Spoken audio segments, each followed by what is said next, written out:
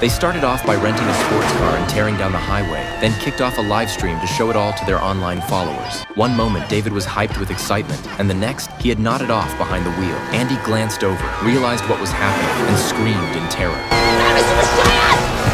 David was having another one of his episodes. Luckily, Andy managed to smack him awake in time, and disaster was avoided. After a day of partying, David couldn't stop thinking about his daughter. He decided to visit his ex-wife and daughter to say goodbye, but his mother-in-law told him his ex had gone to Africa to get married to another man, and then told David to get lost. As David turned his head, he saw a dog stepping out of the house. It was the mother-in-law's vicious guard dog, deliberately released to chase him off the property. David wasn't ready to give up. He was determined to see his daughter one last time before he died. Back at the hospital, he packed up his things and told Andy to split the money, abandoning their original plan. But Andy wasn't stupid. After all, that money had been secured on his credit, so he insisted on coming along and splitting it evenly. So, the two of them grabbed a crate of oxygen tanks and boarded a first-class flight to Africa with only one-way tickets. Their return ticket was a handgun. Once in Africa, David was in heaven, sunbathing under the blazing sun. Andy, on the other hand, preferred staying indoors in air conditioning with his oxygen tank. Hearing Andy had never been with a woman, David hired a prostitute for him. When the woman found out it was Andy's first time, she was delighted. It was enjoyable enough,